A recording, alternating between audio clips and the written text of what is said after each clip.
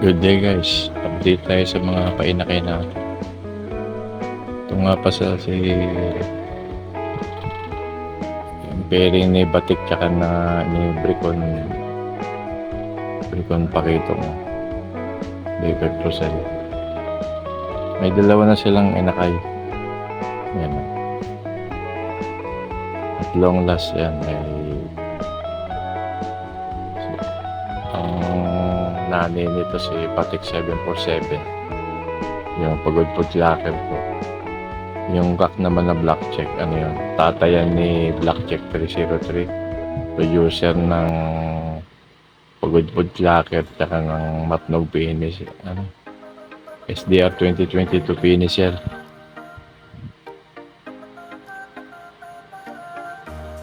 Yan,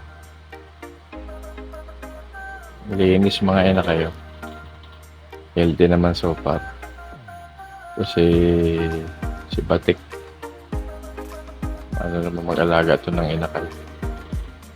Sana, hopefully, God willing, lumaki naman to ng healthy ang dalawang inakay. Sila nakakatawa, may dalawang YBs na i-produce nila so far. Ito, nakuha ko to kay Brad Rodel. Matagal na rin sa akin tong kak na to. Yung mga anak nito na nilalaro ko, yung isa mabot ng kalbayog, finisher pa ng matnog. Si Black Check naman, pagod laker, 2 times pagod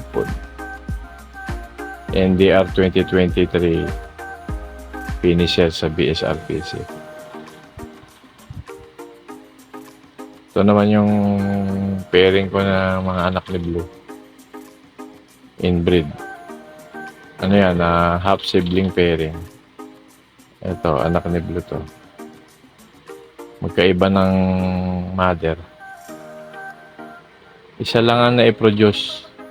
Bali itong isa na to, itatapon ko to mamaya. Busted yan, busted. Healthy yung isa.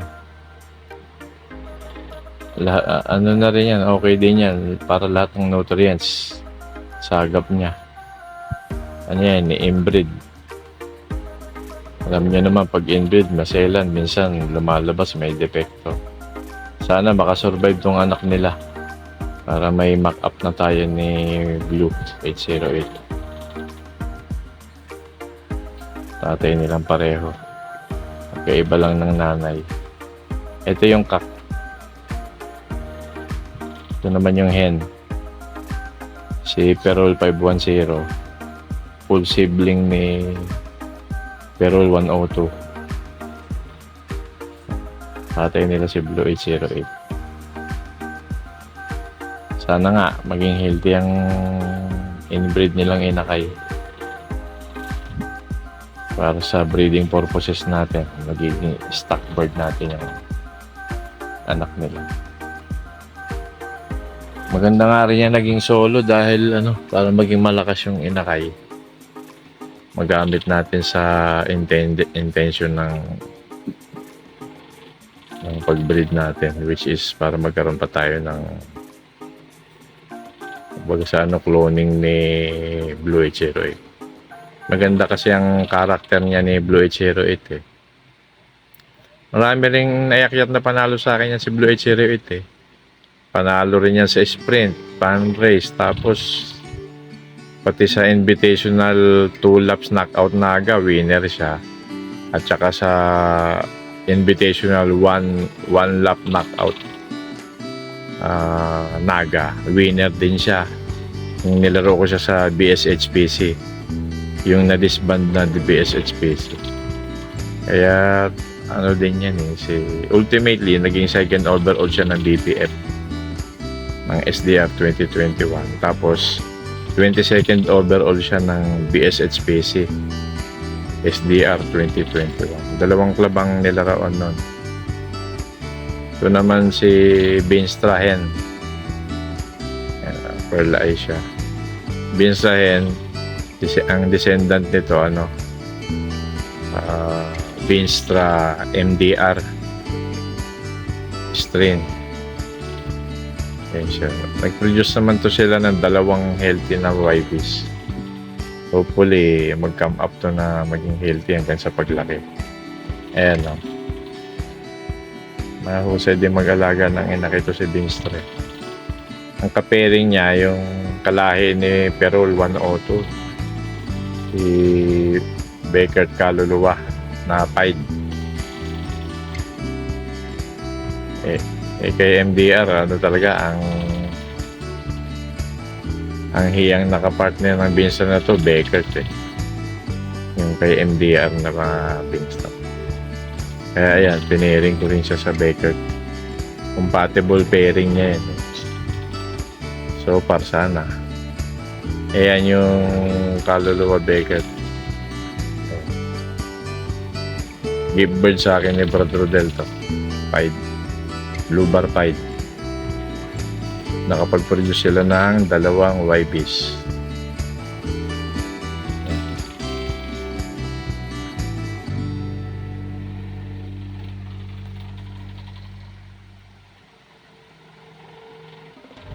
Ang na to. Healthy naman sila so far sa kabila ng ano, hot weather. Ano yan, yung pumapabor yan na maganda magpapisa, pero pag sobrang ng init, stressful na yan sa ibon. Sana nga maibsan, kasi dapat talaga to nakakaligo sila para hindi gaano mag-overheat yung, hindi sila masyadong ma-heat stroke yung mga ibon. Dahil iba na panahon ngayon, mainit talaga. Ayan yung isa, ang cute oh.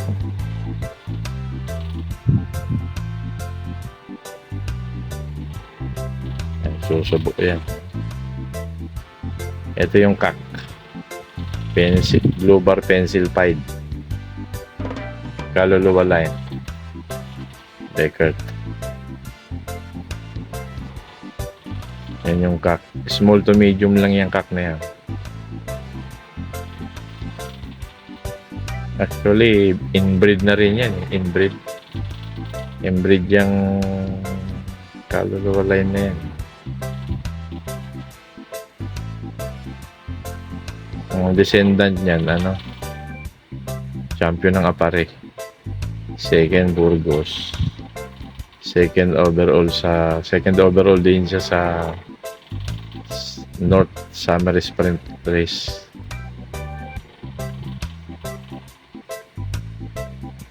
Ang descendant niya. Kaya sana kumagat ang pectus ng ng ibon na to. Yung descendant niya ang first Apare, second Burgos,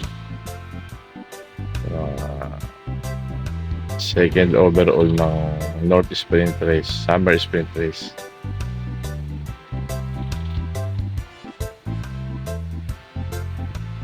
So far yan, nakaproduce naman sila ng dalawa. Doon sa inbreed na Blue H, mga offspring ni Blue H8, isa ang na-produce solo clutch. Ito dalawa. Si Batik nag-produce din ng dalawang YBs. Ang total na na-produce ko ngayon sa 10 pairing, so pat 15 na ang painakay ko. May inabangan pa akong dalawang itlog na hopefully mapisa. Na late sila na pag-itlog. Within this week, expected ko either isa or dalawa mapisa. Pero ang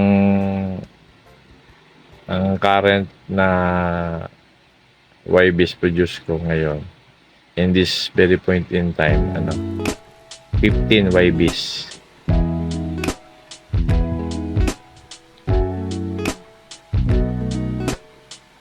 Dito sa area na to, 5 pairing.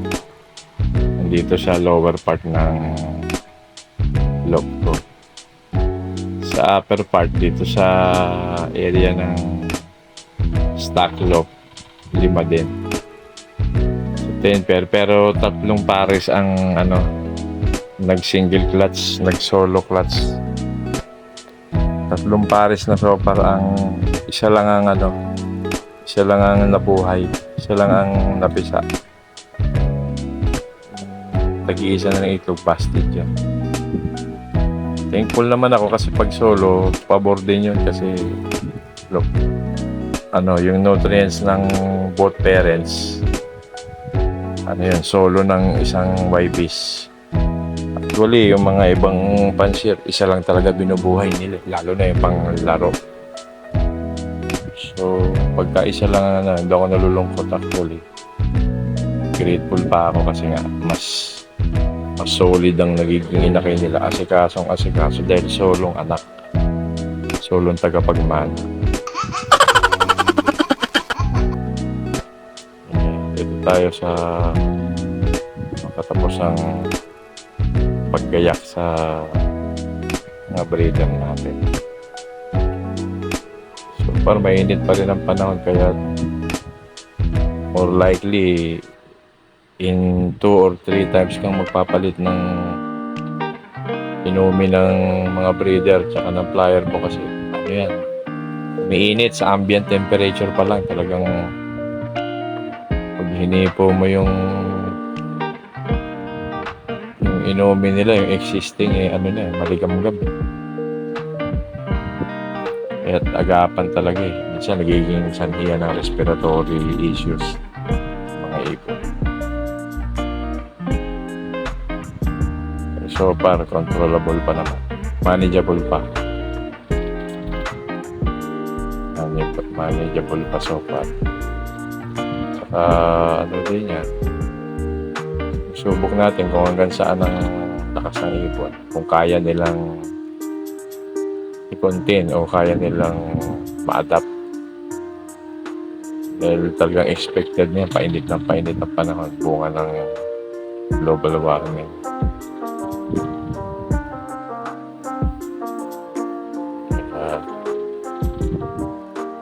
Ayos din yan. Matibay lang talaga sila.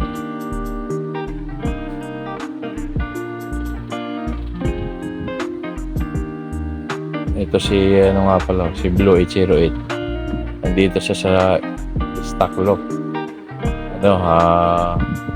VIP sila, malaking dito sa lock na to, solo lang sila. Paris na si Black Check 303 yung Pagod Food Locker ko. NDR 2023 finisher. North Race finisher. Pagod Food Locker. Ito ang pares na si Blue 808. Ito yung second overall ko ng SDR 2021. Nakapag-produce to ng dalawang inakay sila. Napisaan na rin.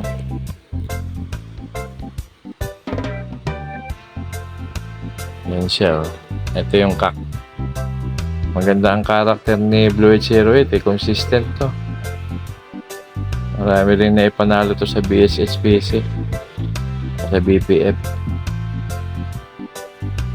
Hindi nga lang nakuha yung mga certificate niya. Yan siya. May pares to yung kinakarera ko. Ito si Black Check 303. Yung 2 times pagod food ko. Pagod food locker. NDR 2023. Finisher. Ito pagod food, which is ang location sa akin, distant location 225 kilometers. So mas malayo siya ng Apare ang pagod food. Apare sa coordinates ko 408 kilometers. Halos ang Apare kasing layo ng Matnog. Kaya ang pagod food naman 425 kilometers dito sa coordinates ko. Kaya ayan, dalawang YBs na produce nila. Kanina nga pinaliguan ko na sila. Pinorsebat ko tong lahat ng mga breeder ko na nakapagpapisa na. More likely 2 to 3 days ago nang napisa ang inakay. Pinorse bat ko kanina. Brief bat lang naman, saglit lang. Para lang yan ang gusto ng mga breeder basta't napisa ng itlog nila at medyo malaki-laki ng inakay. Either self bat or force bat. Kanina patumpik-tumpik pa sila, inano ko na, pinorse bat ko na halos. Ang hindi ko na pinorse bat yung may itlog pang hindi napipisa si yung breeder hen ko na Boston Vandenbroek. Umabot hanggang Piodoran. Ayun, hindi ko pa sila pinaliguan kasi may itlog pa Tsaka favorable yan dahil sa napakainit nga talaga ngayon. Dapat nga may sprayer talaga para ma-sprayan man lang sila. Ngayon pwede na kasi napisa na yung mga may nakay na yan. In preparation towards second clutch nila. Tutuloy lang din yung mga ewan ko lang kung kukunin na ni Brad Rodel tsaka ni Brad Romel yung dalawang white grizzle ko na gift bird ko sa kanila. Mga after yan siguro 20 days from now sabihin ko na pwede na nilang from there pwede na nilang kunin. Hindi pa ngayon kasi maliliit pa yung kitoy nila yung mga inak. Pero after 18 or 15 days depende yan kung malaki-laki na yung inakay, pwede na nilang kunin yung gift bird. Tatanungin ko muna sila kung willing na silang kunin. Dalawang white grizzle ko na ang bloodline ni Noel Hertes cross ng Luis Chu. Gift bird ko sa kanila yon. And tsaka kak na magnesmate. Full sibling, parehong may lipad. Gift bird ko sa kanila yung dalawang kabrad ko. Brother Mike at Brother. Kaya ayaw pa rin nilang kunin. After 18 days, tatanungin ko ulit sila kung willing silang kunin ng mga ibon nila.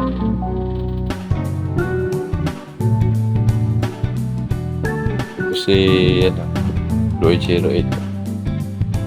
Okay ang breederan dito sa stock lock ko kasi naarawan sila, nakakalipad-lipad. VIP itong itong Paris na to sila.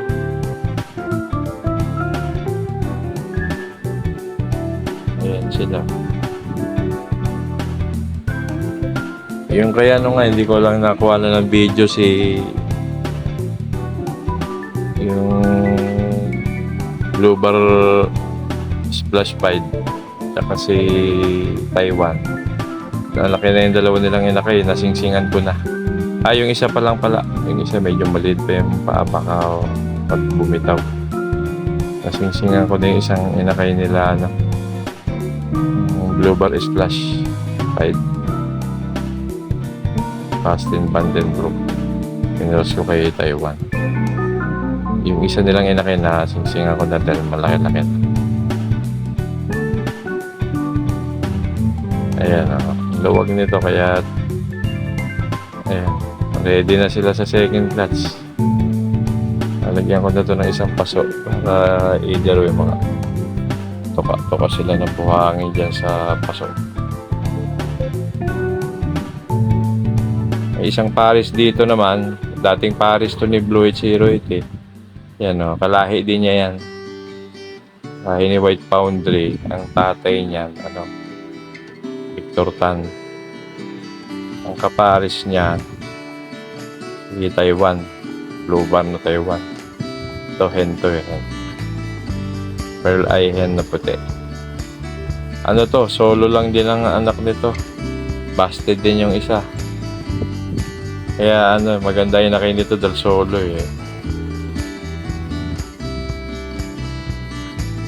ayan busog. Tatay nito Taiwan, Berkon Taiwan. Pasra 551. May inakay na naman akong Basra 551. Kalahi dito ng Basra ko na 536/551 yung una kong nilaro sa BSSPC. Ang bilis yung Basra na yun. Yung Basra white na yan. Gusto ko nga, puti yan eh. Nabilis to si ano yun. Yung anak nito, yung anak nila ni Blue, doon sa baba, breeder ko na cat. Ayan si Bricon, no? Bricon Taiwan. Cross Basra 551, na bloodline niya. Kak. Pahiram lang sa akin yan ni Brad Rodel. May kapatid din to, yun nga yung asawa ni Basti na Splash 5.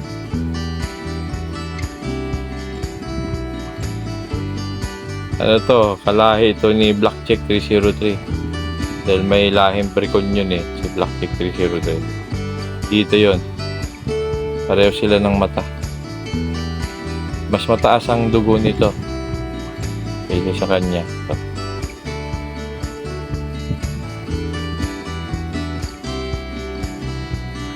Taas ang dugo nito.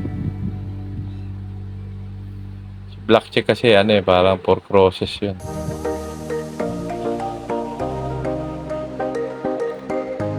Ito naman, ano yan, na Bricon Taiwan, cross ng Basra 551. Kaya mataas ang pagka-Bricon nito. Buti nga, isa lang naging inakay para ano, malaki yan, mataba.